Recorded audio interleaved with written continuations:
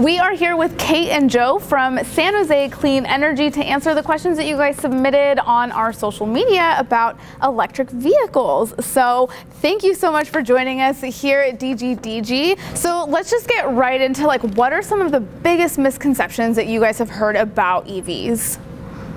Oh wow, the biggest misconception is probably that an EV is not right for them. There are so many new vehicles that are coming out that pretty much cater to all the different needs that people can have, all the way from small vehicles to trucks and so forth, that it's not affordable at the time, that they're concerned about where they're going to be able to plug it in. So they're just really concerned about the entire experience as compared to driving a gas vehicle. What have you heard, Kate? Yeah, I think the biggest one is the price. People think it's just too unaffordable to get an EV, and that couldn't be further from the truth. There are so many different incentives out there that you can stack so that you can get up to $13,000 off an EV, and even more if you're of lower income. You can qualify for all these different rebates, and then factoring in the maintenance costs. It's so low. There's very little maintenance. Yeah, you're not getting your oil changed. Yeah, exactly. You're just getting your tires rotated. A lot of folks are discovering how to be able to lease a vehicle. So they start to think, well, what if the technology changes? And so leasing a vehicle adds two benefits. One is, if you are concerned about the technology changing, you can, get into a vehicle, still take advantage of all the rebates and incentives, and work that into a really great price. And then, but what happens is that vehicle then becomes available in the secondary market and becomes even more affordable for those people in the used car market. So then, with cost being such a big perk here, a potential perk of owning an EV, what are some of the largest cost benefits of owning one? Well, sure. I mean, there's cash incentives up front to be able to just lower the price of the car. And then you have tax incentives on the back end, so that if you have a tax obligation, this will literally lower your tax. Yeah, I mean, I would just add the fuel costs. So, the cost to charge your EV overnight is about the same as paying less than $2 a gallon at the pump. And so in the days of $5 to $6 gas, that's huge. Can we talk about some of, where's the energy coming from when you're charging your vehicle? Because I think a lot of people might believe in that myth that it's all fossil fuels. Yeah, that's a great question. And when we started to look at how do we become a carbon-free society, we recognized that we needed to start with where our electricity was coming from.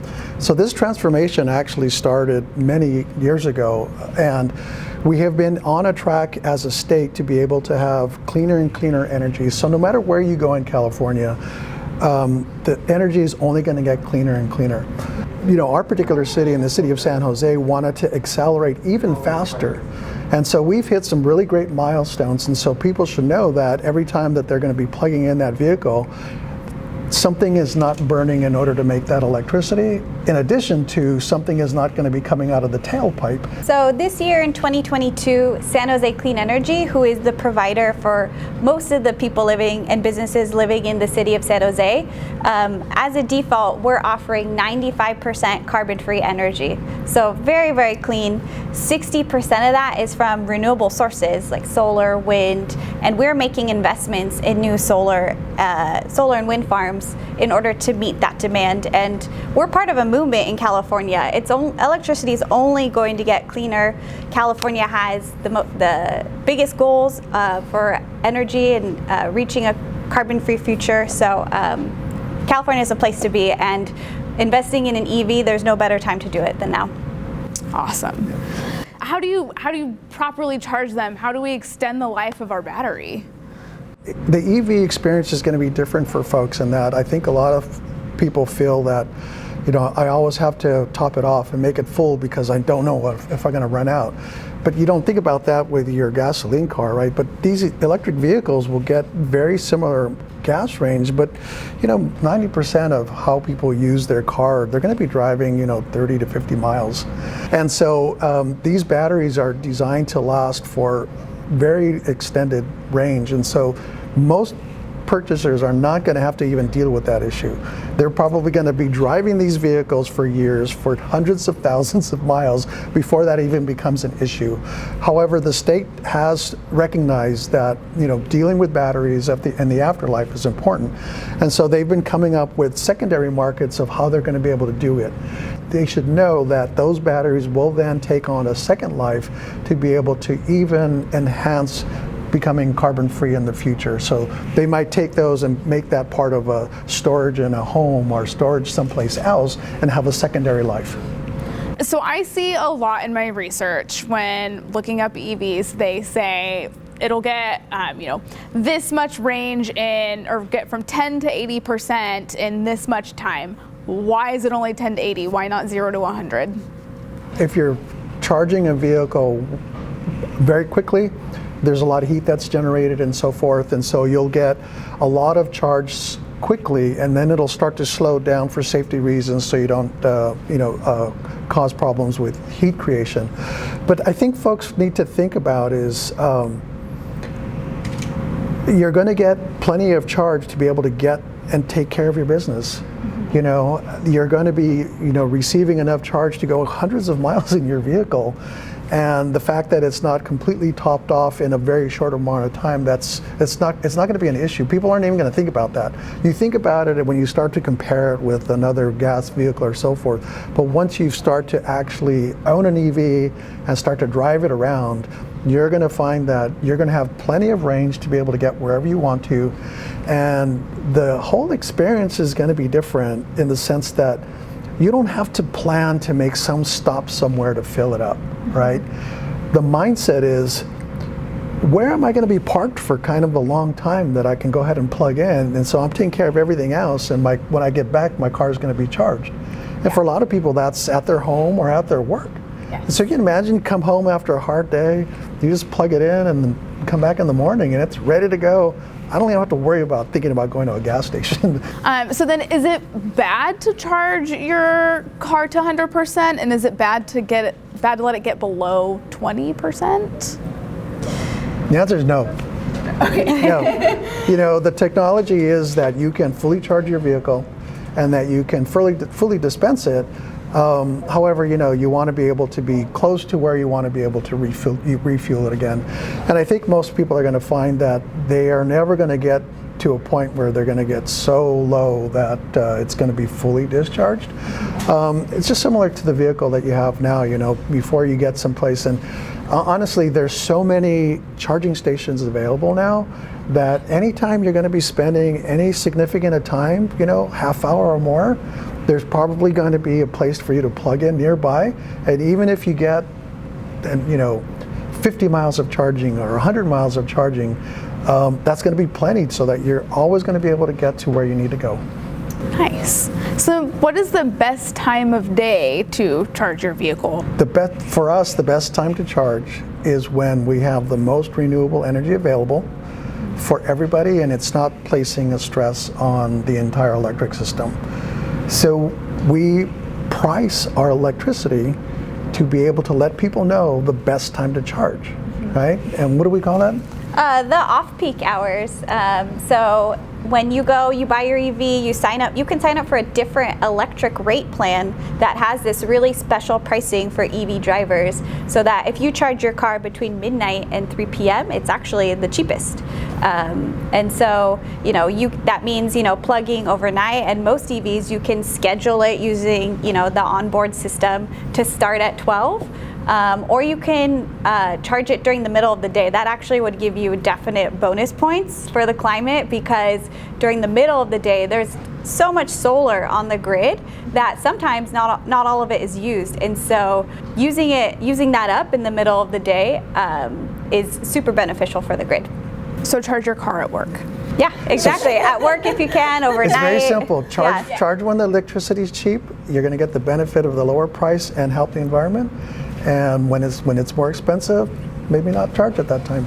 Yeah. But what's great is that most of these chargers come with an app now, and so you can literally plug it in, but tell your car, don't accept electricity until this time or this whatever, to match the pricing. So you might be at work, let's say for instance, and you're going to leave it plugged in for several hours. You can tell, but don't start charging until this time when the price is lower. And then what do I do for the 8 hours while my car is charging? Because that's kind of an average time for like a level 1 charging system. The availability of higher volume charging is so accessible now that I think that would be kind of the odd circumstance to have to sit someplace 8 hours. I think in most situations now, the best scenario you're looking at, hey, I can get a really great charge in 15 to 18 minutes. Yes. I can get a significant charge at another level in 30 to 45 minutes. Mm-hmm. And so I think that's kind of a time frame they might think about. And then can you tell us about those levels of charging? There's 3, correct? Yeah, so the level 1 and level 2 is what you'd find at home. Level 1 looks like a normal plug, like, you know, plugging in your laptop or a blender. Very easy, no installation required, obviously. Level 2, that kind of plug looks like your dryer. You might need to hire an electrician to install it in your house. You need a permit also to install it. But, you know, pretty easy also to install. And then the DC fast charging, that's the 3rd level, and those are, you know, the really fast chargers that, you know, can go up to get your car up to 80%, 20 to 30 minutes, and those are found in, you know, public places, shopping centers. So you can't get one at home. No, you would not get one at home. That's a lot of power. But the you know, the charging stations that you can get for your home have their own separate rebates and their own separate incentives. And so what a lot of utilities and other state agencies recognize, that not only will they provide you a rebate on the product itself, but the installation cost as well. Does the permit, is that like county to county change, or is that just like a statewide rule? It definitely depends on your local municipality. For the city of San Jose, it's really easy to do. You can do it online. Okay. Yeah, in general, whenever you're going to be adding more wire, you're more than likely going to need a permit. So it's pretty universal that in most situations you're going to need a permit to be able to install it. But you know, you hire an electrician, you let them know where you want it to go, you pay the cost, you get rebate. They'll take care of all of that for most installations. The electrician takes care of all the permits and so forth. I'm sure this varies, but like how much does, with not the installation, but the actual charger at home cost? You know, you're probably looking anywhere from the range of, you know, $250 up to $1,500. And, you know, what you're getting for that money, though, is some of these chargers can handle, you know, 2 vehicles. Mm-hmm. And will understand how to be able to like charge 2 vehicles. So then, yeah, I'd love to get in on these incentives and rebates, because I think that's going to be like a big one for a lot of people, because I feel like there's so many. Definitely. I mean, as Joe mentioned, the first one is the federal tax credit. You know, you get that when you file your taxes. But then there are a lot of point of sale rebates that you'll get when you're buying the car. Everyone qualifies for the clean fuel rebate up to $750. And then there are many others that based on income you can layer on. So there's a state one called the Clean Vehicle Rebate Project that ranges from $1,000 to $4,500 on new EVs, including leases. And then if you're in a low-income household, there are 3 more programs. The Clean Vehicle Assistance Program, which is up to $5,000 on new or used EVs. Wow. And then you can layer on Clean Cars for All, which gives you $5,500 to $9,500. You do have to turn in an older vehicle in order to get that, but they'll also give you $2,000 to install your charger at home. So you could have the top of the line charger at home then. Yeah. Yep. And then another program for charging at home, the Drive Clean Assistance Program, which gives you up to $5,000 for at-home charging. So they will literally just send you like a check in the mail? Some of these are rebate programs, but some are upfront. So you're able to stack multiple incentives? So potentially you get something from the federal government, you get something from the state government, you get something from your utility, you can get something from other state agencies, and you put them all together. And that's why, you know, earlier we talked about misconception is that it's unaffordable and it's not right for me, because there's so many incentives. And so what we've tried to do on the utility side is provide a little clearinghouse, like visit our site, visit your local utility site, And more than likely, you're going to find all these different rebates to find, and instead of having to search for them individually. And do that research before you actually go to look at the vehicle that you're looking for, knowing that, hey, this is all the way I'm going to be able to discount the price before you actually start looking at that vehicle. How do you apply for these incentives? Yeah, it depends on the incentive. Some are just automatically applied when you buy your car, but for others, you'll have to apply for the rebate directly to the agency. But as Joe mentioned, we do have a clearinghouse of all of those rebates and how to apply, just to make it easy for people. Can you tell us about like some EV etiquette tips? How do you be a good EV owner to other people? Yeah, I think most people overestimate how long it's going to take for their vehicle to charge. And so once your vehicle is charged, you want to make that space available to the next driver. And so sometimes somebody may plan a trip where they may spend several hours somewhere and their EV is charged in an hour or less. And it would be nice to make that space available to the next person who would like to be able to be able to do that. Once you become an EV driver, you become really excited about it because it's such a wonderful experience that sometimes you start to talk to other folks who are not EV drivers and they're like, whoa, what's going on, And so I think that, you want to be able to like harness that enthusiasm when you're talking to folks and realize that, you've gone through this transformation and you're enjoying a whole experience different than they are used to with a gas vehicle. And you're really loving all of those things, but sometimes you like dump all this information on somebody too quickly and they're like, oh my goodness, what's going on? So, you have to like realize that you've gone through a transformation, allow others the time and space to kind of do that as well. It kind of reminds me of that cliche of like, you'll never have to ask somebody if they do CrossFit because they'll just tell you. It's like the same thing. You're like, did I tell you I drive an EV? So like on your first date, right, you're not going to be like, hey, let me tell you about my EV experience. Do all EVs have HOV access? No, they don't. Who doesn't? So the way the state approached it was they wanted to use that as an incentive for new vehicles to come into the market. And so initially what they did was as soon as a vehicle model sold a certain amount, it no longer became eligible for receiving, to drive in the carpool lane. And so even when you do get it's for a certain number of years and then it expires. I see different color stickers. So what are some of the costs associated with like renewing your HOV sticker?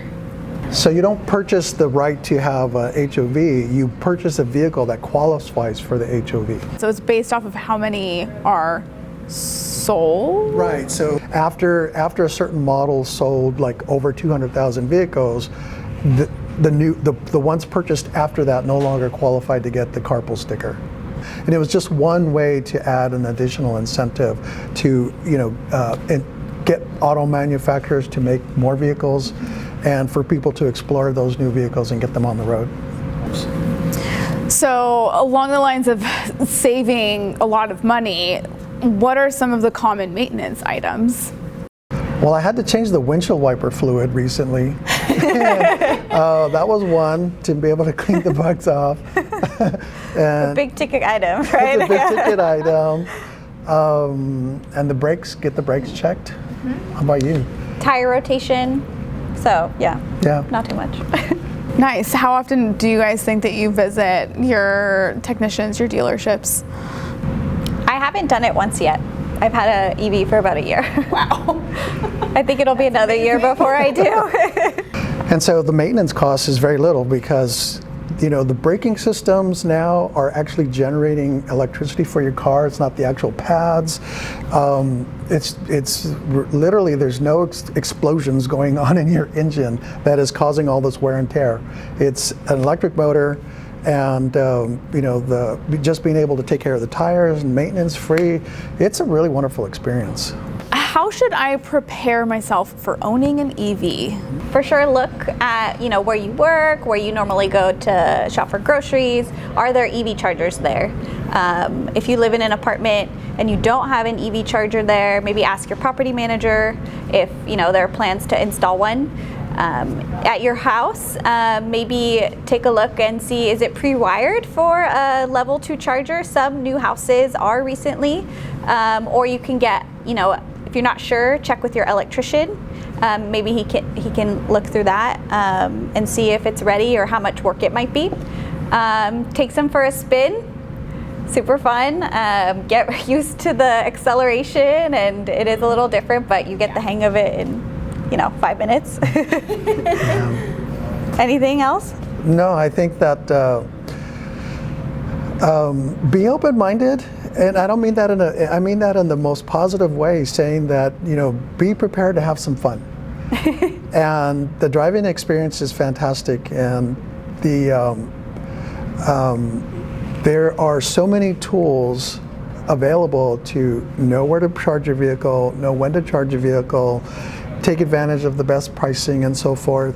And so if you know somebody that drives an electric vehicle, talk to them and see what the experience is like, and you're going to start to see that wherever you're going to be parking your car for longer periods of times is the best time to be able to charge it, and understand where you go and say, okay, so there's one there, oh, look at, oh my goodness, and then you're going to realize that they're popping up all over the place. And if you plan to be able to charge it at home, know that there's plenty of options, there's plenty of incentives to help you. So any investment that you make in any electrical upgrades right now are going to even pay more dividends for them down the road if they do choose to do that for their home. The electric transportation experience is just the first start of this journey that they're going to be taking. Awesome. So I love this next question. Do all charging manufacturers cost the same? So does Tesla cost the same? Is ChargePoint cost the same as Electrify America? And then something that I'd like to add on to that is, does it cost the same to charge at a station versus your house? So they're going to have different prices in different situations. Some vehicles include free charging at certain stations for up to 3 or 4 years. The utility rates that they have at home are going to be whatever they're currently paying. But many utilities will include a specific rate for electric vehicles because they can be, one of the bigger users in the home. A lot of businesses that we're talking to want to be able to provide charging as an amenity to be able to attract employees. So sometimes they may not have to pay anything at work. We would hope that people would recognize that the price signals that we're sending corresponds when the most renewable energy is available. And so I think that's the big message there, is that, recognize that there's going to be more expensive times and least expensive times to charge. Pay attention to that and take advantage of it. And I imagine there's like apps that tell you these things? Yes, there is. Apps from finding the nearest charging station near you, and they can include pricing, and also apps that will tell you when electricity is cleanest on the grid in your specific area. That's really cool. Yeah. So just like you have, different fueling stations, there are different companies that are building, networks across the country to be able to charge, but they're all migrating towards making sure that they all have the same plug, the same experience, but they may charge a little bit different rate. Okay. So what changes would you guys like to see personally in the industry to improve EV ownership? I think what we're going to see in the industry is a move where your EV can power your house. And you can tap into that battery in the time of, a power outage and use that to power your refrigerator. And so that kind of integration is definitely the future. I think what you're going to start to see is that once people have an EV experience, they're not going to be so fixated on getting something with really long range. What that does, though, is it adds a lot of weight to the vehicle, and it makes it heavier and more expensive to operate. And so I think once people get over that, you're going to start to see less range but the cars are going to be lighter and easier to and more cost effective. But I think that the potential for them driving around where they can both receive energy and dispense energy as part of, like, if you live like in a rural area where you're like the last line in the electric line and you're more susceptible to outages and so forth, some of these vehicles are already coming where you're going to be able to use your vehicle as a backup source to be able to provide electricity to your home. What would you say to somebody on the fence about buying an EV? Get off the fence. Whatever is holding them back, we've already thought of it and came up with a solution, and we just want to be able to share what that solution is. And so the information's available. There's lots of folks that can help them. The dealerships can help them, the utilities can help them. There's a lot of state agencies and so forth, and they just need to recognize that this is the future. You already see that auto manufacturers have committed to providing great products. The utility industry is committed to making sure that it's a clean energy source that's going to be fueling their vehicles, and look forward to cleaner air, less health issues, a better life. Is there anything else that you guys would like to add about owning an electric vehicle? I know you love your car, so I think we covered a lot, but I would just echo Joe, like, it's the future. All auto manufacturers are adding EV lines, so you can get a pickup truck or even a Hummer now. So whatever car you want, it's going to be electric now, or if not now, pretty soon. Yeah. Yes. I love that we're starting to get to the phase now where instead of taking what used to be a gas-powered vehicle and modifying it to be electric, that they're starting from scratch and realizing the amazing potential you have with designing an electric vehicle. And so the cabin experience is to me, it's so much richer. It provides so many more amenities than you used to get. The amount of intelligence that's built into it just makes the driving experience safer, more enjoyable, and allows you to be able to access it through multiple different ways now, because you can do it through your phone and just there's a lot of ways to be able to set it, forget it, and enjoy the discounted prices, enjoy all of these things that you wouldn't be able to do in a traditional vehicle. And I think that we're starting to get to the point now where the choice to make, it's like, oh my goodness, it used to be like, should I look at a gas? It's like, oh my goodness, there's so many benefits now. It's like going to turn into the default decision now to go electric.